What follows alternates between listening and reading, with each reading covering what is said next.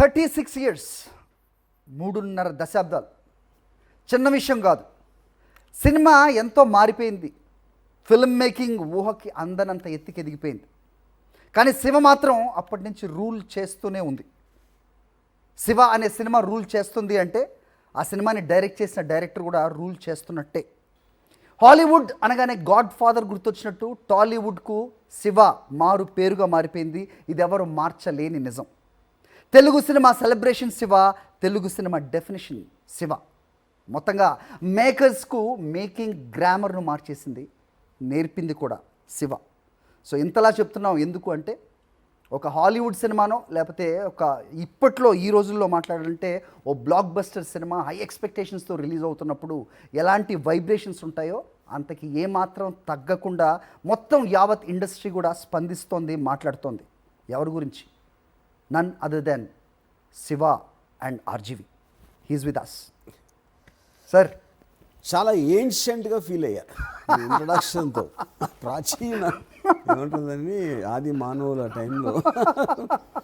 Yes sir, yes sir. 36 ఏళ్ళు మరి చిన్న విషయం కాదు. బట్ ఈరోజు ఇండస్ట్రీ అంతా అంటే ఒక చిన్న దాని నోషన్ అనకూడదు, మిస్కన్సెప్షన్ ఏంటంటే రామ్ గోపాల్ వర్మ గారు ఇండస్ట్రీకి కూడా దూరంగా ఉంటారు, ఆయన్ని విమర్శించే వాళ్ళు ఎక్కువగా ఉంటారు, ఇలాంటివన్నీ పటాపంచలు చేస్తూ రైట్ వీళ్ళు మాట్లాడతారా ఈ సినిమా గురించి అనుకున్న వాళ్ళు కూడా ముందుకొచ్చి కీర్తింపబడుతున్నా మళ్ళీ ఏన్షియంట్ లాంగ్వేజ్ శివని చూస్తే ఎప్పుడూ లేని ఒక గర్వంతో కూడిన సంతోషంతో కూడిన ఒక ఫేస్ మీలో కూడా కనపడుతుంది.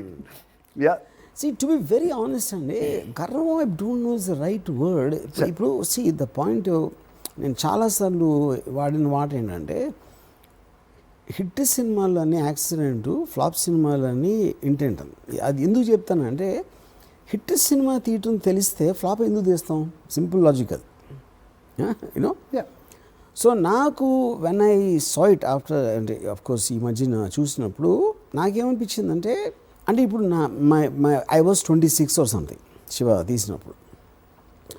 26లో నాకు ఫ్రెష్గా వచ్చిన ఇంప్రెషన్, అంటే ఆ టైంలో నేను చదివిన బుక్స్ కానీ నేను చూసిన ఇన్సిడెంట్లు లేకపోతే 1-2 సినిమాలు, హాలీవుడ్ సినిమాలు, ఆ ఇంపాక్ట్ నేను ఫీల్ అయినప్పుడు తెలుగులో ఎందుకు తీయకూడదు అంటే, ఇప్పుడు ఆ టైంలో మీకు ముద్దులు మావయ్య ఇలాంటి సినిమాలు సినిమాలు ఆ టైంలో రియలిస్టిక్గా సినిమా తీయటం అనేది అసలు ఎవరికి they can't even think about it. అప్పుడు ఇక్కడ జనాలు చూడాలా తీస్తే అని అనేవారు. మనకు తీయకపోతే అది తెలుస్తుంది, చూస్తారు లేదు అనేది నా పాయింట్. అంతే కదా, మీరు జోస్యం చెప్తున్నారు వాళ్ళు చూడరని, వాళ్ళు అది. సో బేసిక్గా ఐ ఫీల్, అంటే నేను ఫాలో అయిన ఒకే ఒక్క లైన్ ఏంటంటే, నాకు నచ్చిన సినిమా ఇప్పుడు అదే అంటాను, నా ఫ్లాపులకి అదే అంటాను, హిట్స్ కూడా అదే అంటాను. నాకు ఇలా ఉంటే నచ్చుతుంది, యాక్షన్ ఇలా ఉండాలి, హీరోయిజం ఇలా ఉండాలి, డైలాగ్ ఇలా ఉండాలి అని నాకేమనిపిస్తుంది. ఇప్పుడు ఏంటంటే నా ఫ్లాప్లు అవుతున్నాయి కాబట్టి ఆడియన్స్ కోసం తీయడంట. అప్పుడు తీయలేదు, శివ కూడా ఆడియన్స్ కోసం నేను తీయలేదు, నా కోసమే తీసుకున్నది. అండ్ దట్ ఈజ్ అందరిలాగా, అంటే అప్పుడు ఆడియన్స్ కోసం తీయాలి అంటే ఏదో హిట్ సినిమా పట్టుకుని దాన్ని కాపీ కొట్టాలి, ఆ style, tone, what ever it is. అందరూ అదే చేస్తారు. అప్పుడు 99% అదే చేస్తూ ఉంటే అది ఇంకా పెద్ద రిస్క్ కదా, మీరు కొత్తగా తీయడం. మా అయితే సినిమా బాగుండకపోతే సినిమా పోతే పోతుంది, దానివల్ల ఏం జరగదు. For me it's my career is banking. Starting point, my life అంతా కూడా దాని మీద డిపెండ్ అవుతుంది. సో ఆబ్వియస్లీ ఫస్ట్ నేను కన్విన్స్ అవ్వాలి. కానీ మీరు కన్విన్స్ అయిన తర్వాత ఎవరితో ఉన్నా మాట్లాడినప్పుడు వాళ్ళు ఎలాంటి మైండ్ స్టేట్లో ఉన్నారు, వాళ్ళు ఏమనుకుంటున్నారు, కొత్తగా తీస్తానని చెప్తే బాగానే ఉంటుంది కానీ వినటానికి, కొత్తగా ఇలా తీస్తే చూస్తారా లేదా అని వాళ్ళకున్న ఆబ్లిగేషన్, వాళ్ళకున్న డిస్ట్రిబ్యూటర్స్ వీళ్ళందరూ ఉంటారు. It's not about one persons thing. So experiment చేయటం ఒకళ్ళ మీద అనేది ఆబ్వియస్లీ భయపడతారు, అది యూ షుడ్ అండర్స్టాండ్. అప్పుడు ఆ కన్విన్స్ చేయటానికి మీరు ఎక్స్ప్రెషన్కి కమ్యూనికేషన్కి ఉన్న తేడా. ఎక్స్ప్రెషన్ అంటే మీరు చెప్తున్నారు, కమ్యూనికేట్ అంటే మీకు అర్థమయ్యేలాగా, మీకు ఇంప్రెస్ అయ్యేలాగా చెప్పగలగాలి. దానికి వేరే వేరే ట్రిక్స్ ఉంటాయి. అంటే ఇప్పుడు ఫర్ ఎగ్జాంపుల్, నేను సురేందర్ గారి ఆఫీస్ బయట 3 గంటలు వెయిట్ చేశాను. ఆయన వచ్చేసి నన్ను కార్యకి వెళ్ళిపోయారు. ఇప్పుడు ఎలా చెప్పొచ్చు, అది ఆ రోజు నేను 3 గంటలు వెయిట్ చేశాను, నన్ను చూడకుండా వెళ్ళిపోయారని నేను బ్యాక్గ్రౌండ్ స్కోర్లో ఒక సాడ్ మ్యూజిక్, సోలో వయలిన్ వేసి చెప్పచ్చు కదా అది. నేనేం చేశాను, సురేంద్ర గారికి 100 పనులు ఉంటాయి, నేను ప్రయారిటీ ఎట్లా అవుతాను నేను వర్త్ క్యాండిడేట్ అని ప్రూవ్ చేయాల్సిన రెస్పాన్సిబిలిటీ నాకు ఉంది, కానీ నాకు బ్రేక్ చేయాల్సిన రెస్పాన్సిబిలిటీ ఆయనకి ఎందుకు ఉంది లేదు. అప్పుడు నేనేం చేశాను, ఆయన పక్కన వాళ్ళతో ఫ్రెండ్షిప్ చేసి ఎవరో క్యాషియరు లేకపోతే ఎవరో బాయ్ ఇలాంటి వాళ్ళు చేసి ఆయన టేస్ట్ ఏంటి, ఆయన ఎక్కువ ఏం మాడతారు, ఇలాంటివి అన్నీ తెలుసుకుని ఒక స్ట్రాటజీ చేశారు. ఆయనకి 3 years కంపెనీ అనే టీవీ సిరీస్ చాలా ఇష్టం అని చెప్పారు నాకు. అప్పుడు నేను నెక్స్ట్ టైం కలిసినప్పుడు did you see 3 years company అన్న, యా యూ లైక్ ఇట్ టక్ అని క్లోజ్ అయిపోయారు. ఎందుకంటే మీకు సెన్సిబిలిటీస్ అనేది మర్చినప్పుడు గౌక్కున్న బాండింగ్ వచ్చేస్తుంది. నేను 3 years కంపెనీ చూడలేదు. కానీ దాని వలన మీకు ఏం వస్తుంది, యాక్సెస్ వస్తుంది. This is a fine line between art, a form of picture, ఓ సినిమాని ఆర్ట్ ఫామ్లో చూపిస్తే ఎలాగా, దాన్ని కమర్షియల్లోకి మార్చి చూపిస్తే ఎలా ఉంటుంది అనేది ఇప్పుడు మేము చెప్పగలుగుతున్నాం చూసి.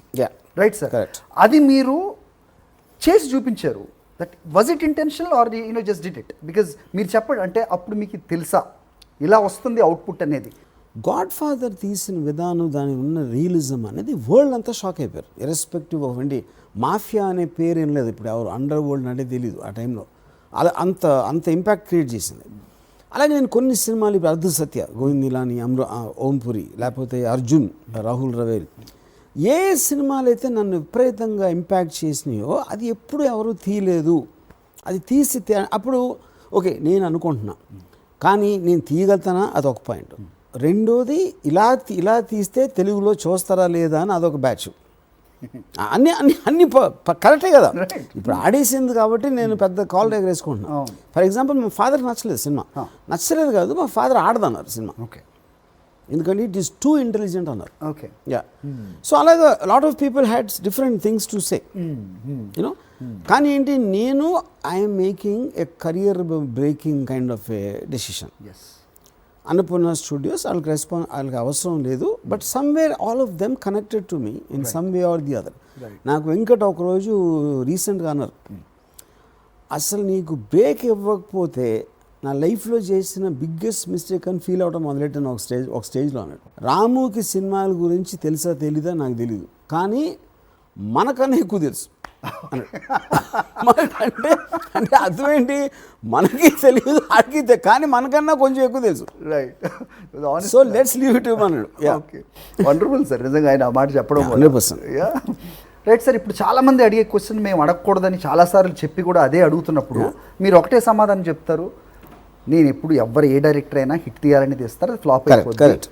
అది అడగండి అని చాలాసార్లు చిరాకు కూడా పడ్డారు చాలామంది మీద. బట్ ద సేమ్ క్వశ్చన్ ఆస్ బై యాన్యువల్ డైరెక్టర్ మన వంగ, సందీప్ వంగ. ఈ యాజ్ you the same question, but you convincingly told him that వస్తుంది ఒక సినిమా అని. ఏ సార్, అంటే ఒకళ్ళు అడిగితే ఒకలా చెప్తారు, మిగతా వాళ్ళు అడిగితే కాదు. పాయింట్ అని మీరు ఎప్పుడు ఏం మాట్లాడినా సరే it is reflection of your mental state at that time. This no such thing as an absolute truth. ఇది నేను ఇప్పుడు అన్నాను కాబట్టి లైఫ్ అంతా అలా మెయింటైన్ చేయటం అనేది. నాకేదో సత్య రిలీజ్ అయింది ఒక 5-6 నెలల క్రితం, అప్పుడు something change in my mind. సందీప్ది దాని తర్వాత జరిగింది. Okay, that was coincidence. Can we say that now I'm talking with RGV 2.0? I am very convinced about it. Wow. Yeah. Very happy about See, it. I am not going to say నేను తీసిన అన్ని black బస్టర్లు అవుతాయని చెప్పట్లేదు, but I want to make path breaking films in any genre I take which are going to rewrite cinematic history అని నేను ఒక promise చేసుకున్నా. కానీ ఇంగ్లీష్లో ఒక ఫ్రేజ్ ఉంది, the proof of the pudding is in the eating అని. అలాగా సో వేరే వాళ్ళు మీకు కానీ వేరే వాళ్ళు అది ఏమంటే ఆ సినిమా వచ్చినప్పుడే తెలుస్తుంది. మీరు ఒక డెస్టినేషన్ డిసైడ్ చేసుకోవాలి. నేను అంత రిచెస్ట్ పర్సన్ అయిపోవాలి, లేకపోతే ఫేమస్ అవ్వాలి, మ్యూజిషియన్ అయిపోవాలి, లేకపోతే ఇది అవ్వాలి. ఒక ఆబ్జెక్టివ్ మీరు డిసైడ్ చేసుకున్నాక మీ every thought, every deed, every action, every relationship, all of them should be gear towards reaching that, which is what is called objective. Right. Yeah.